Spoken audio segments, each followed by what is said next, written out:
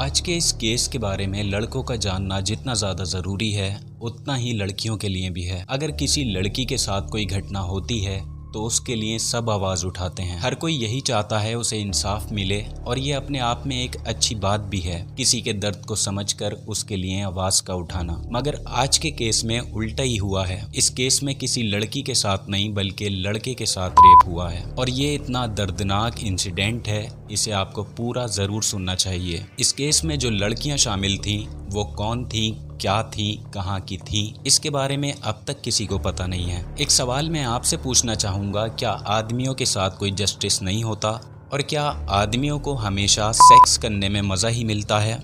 आज का ये इंसिडेंट आपको यही सिखाएगा। तो चलिए आज के इस केस को पूरी तरह से समझने की कोशिश करते हैं। So let's started today's case, Punjab helpless man.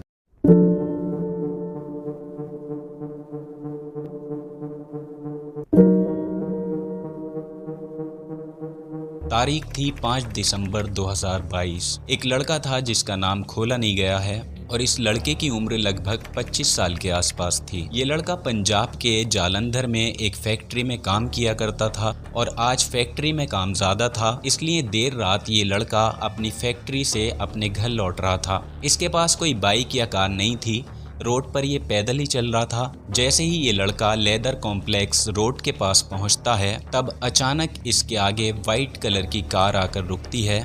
इस लड़के ने कार का नंबर भी नहीं देखा क्योंकि शायद उसकी नॉलेज में नहीं था कि उसके साथ आगे क्या होने वाला है। और फिर इसके बाद इस वाइट कलर की कार की विंडो नीचे होती है। लड़के ने देखा गाड़ी में 4 लड़कियां बैठी हुई हैं। ये लड़का चलते चलते इस कार को देखकर रुक गया था क्योंकि कार बिल्कुल इसके पास में ही आकर रोकी गई थी और इन 4 लड़कियों की एज 20 से 25 साल के बीच थी। इससे पहले ये आगे बढ़ पाता, इन लड़कियों में से एक लड़की ने उसकी तरफ मुस्कुराकर देखा और उसके हाथ में एक पेपर दिया। इस पेपर पर एक एड्रेस लिखा हुआ था। लड़की ने लड़के से पूछा, क्या आप इस एड्रेस को जानते हो? लड़का पेपर पर एड्रेस देखकर उसे समझने की कोशिश ही कर रहा था। इतनी ही देर में एक लड़की ने उसके मुंह पर स्प्रे किया और स्प्रे करते ही कुछ ही सेकंड के बाद ये लड़का बेहोश हो जाता है और कुछ वक्त के बाद इस लड़के को होश आता है और वो देखता है कि वो कार में इन 4 लड़कियों के बीच में है, लेकिन उसमें इस वक्त इतनी ताकत नहीं बची थी कि वो कुछ कर पाता क्योंकि उस स्प्रे में बेहोशी की दवा मिलाई गई थी।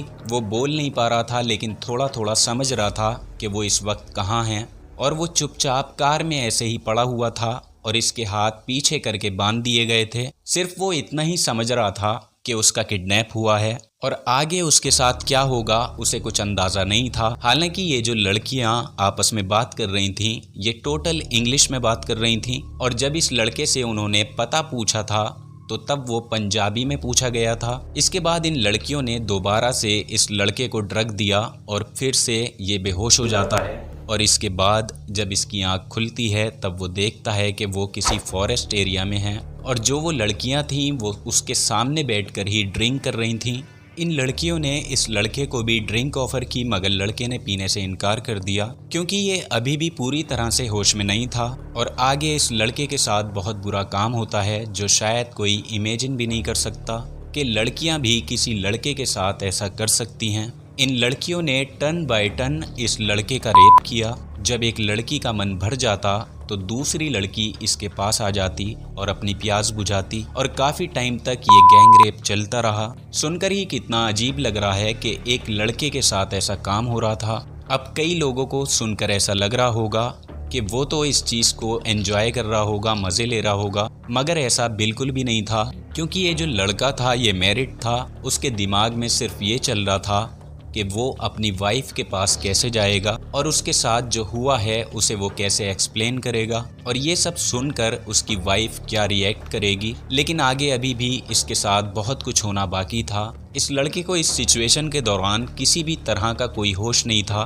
बस जब बीच बीच में उसकी आंख खुलती थी तब वो महसूस करता था कि कोई ना कोई लड़की उसके साथ अल्टीमेट हो रही है और ये लड़का बहुत ज़्यादा वीक फील कर रहा था, खुद को हेल्पलेस फील कर रहा था और ना ये चिल्ला सकता था क्योंकि इस जंगल में दूर दूर कोई नहीं था। इसकी आवाज़ निकलती भी तो वो जंगल में ही दबकर रह जाती और इसकी आंखों में आंसू भरे हुए थे और थोड़ी हिम्मत करके ये लड़कियों को हटाने की कोशिश करता मगर ये लड़कियां हर मोमेंट को पूरी तरह से एंजॉय कर रही थीं। लड़कियों के लिए ये एक मज़ा था और लड़के के लिए ये एक सज़ा थी और एक बड़े हादसे से कम नहीं थी।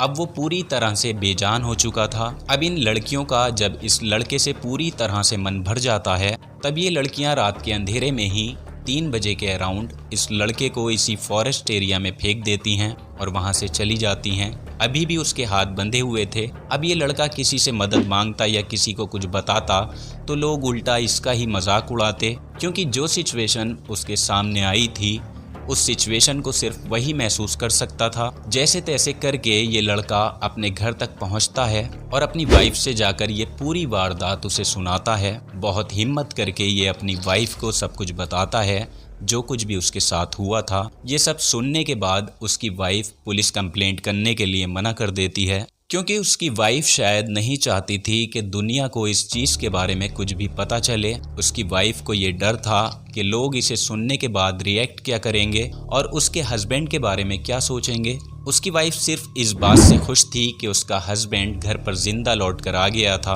और यही उसके लिए काफ़ी था, क्योंकि हो सकता था जिस सिचुएशन में वो था वहाँ से वो जिंदा लौट कर ही नहीं आ पाता। इस लड़के ने भी कोई पुलिस कंप्लेंट नहीं की और ना ही इस बारे में किसी से कुछ भी शेयर किया, मगर अंदर ही अंदर वो इस चीज से घुट रहा था, क्योंकि वो चाहता था उसे भी जस्टिस मिले। मगर दुनिया के डर की वजह से उसने अभी तक किसी को भी कुछ नहीं बताया था। मगर एक दिन काफ़ी हिम्मत करके इसने अपने इस केस के बारे में एक लोकल रिपोर्टर को जानकारी दी और इसके बाद ही लोगों को इसके बारे में पता चला। लड़के के स्टेटमेंट को सुनने के बाद पुलिस ने इस केस को अपने अंडर में ले लिया, लेकिन काफ़ी सर्च करने के बाद भी लड़कियों का कोई पता नहीं चल पाया कि वो कौन थी, कहाँ की थी। और इस लड़के का जस्टिस अभी भी अधूरा ही है और शायद कुछ लोग इस केस के बारे में इंटरेस्टेड ही ना हो, क्योंकि वो यही सोच रहे होंगे ये छोटा सा केस था, इसमें लड़का भी जिंदा है, छोटा सा हादसा था जो उसके साथ होना था हो गया। मगर ऐसा नहीं है,